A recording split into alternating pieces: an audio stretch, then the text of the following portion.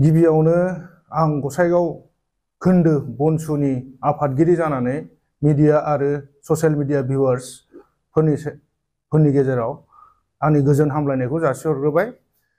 दिनैनि बे press statement होनायनि मेन जाहोनानो जाहैबाय थांनाय सानखालि खोरोम नार्जारि बिथाङा गावखौ जोंनि बनसुनि गाहाय नेहाथारि होननानै गावखौ फोसावनानै लानानै UPPL दोलोआव जगदान जाहैदोंमोन।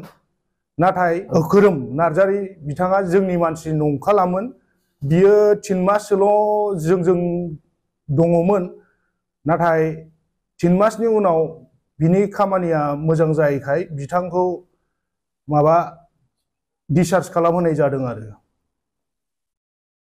ओमफ्राय दाथ' बिदिनो 1.5 बोसोरसो जाबाय बिथाङा जोंजों गैया।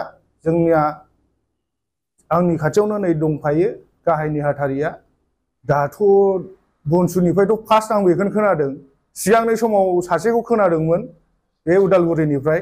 दा मैयानो बनसुनिफ्राय बेनो फार्स्ट होननानै होनदोंमोन। नाथाय बेथ' नङा। बनसुआ मालाबाबो जगदान जाखाया।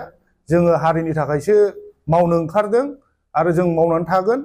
जोंनि थांखिया बेनोखा जे जों बर'लेण्डनि थाखाय जों सोमावसारबाय थागोन। सिगांबो जोङो एबसुजों ओंखारफादोंमोन। मास गेदारिं प्रग्रामाव, धर्ना प्रग्रामाव जों ओंखारफादों। जों आरो मावबाय थागोन आरोखि थैसोम थांसोमनो। जेबो लोब्बा गैया जोंना गावनि इन्डिपेन्डेन्ट आफाद। जोङो रावबो राजनितिक दलजों जोंना जेबो जगदान गैया। बे नंखाय बाथ्रा। बे माब्लाबाबो जानो हाया। जोङो बर'लेण्डनि थाखाय थैस' थांस'यै जोङो सोमावसारबाय थागोन।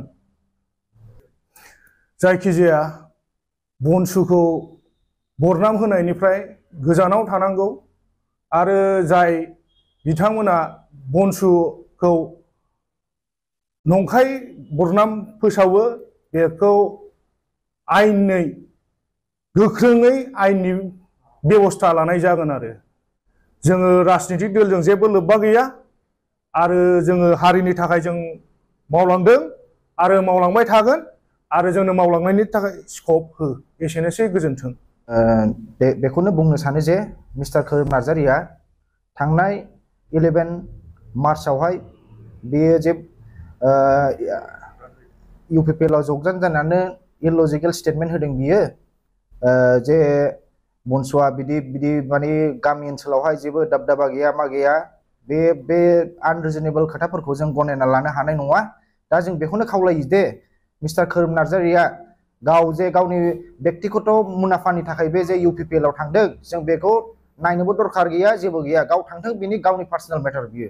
बाट बे जे आनरिजनेबल स्टेटमेन्ट होदों जे बेबायदि जोंथ' जाथिनि मावनो थाखायसो ओंखारदों, जाथिनि खामानि मावनो थाखायसो ओंखारदों, जोङो जोंनि कमन इन्टारेस्टनि थाखायसो ओंखारदों। इयुनाव जुदि खोरोम नार्जारिया इयुनाव जुदि मिस्टार खोरोम नार्जारिया जोंनि अर्गानाइजेसनखौ लानानै, बनसुखौ लानानै जुदि बियो गावनि राजनितिक मुलाम्फानि थाखाय जुदि बेबादि स्टेटमेन्ट होनाय जायोबा जों खिन्थु बेखौ लिगेल एक्सन लानाय जागोन। बेयावनोसै, गोजोन्थों।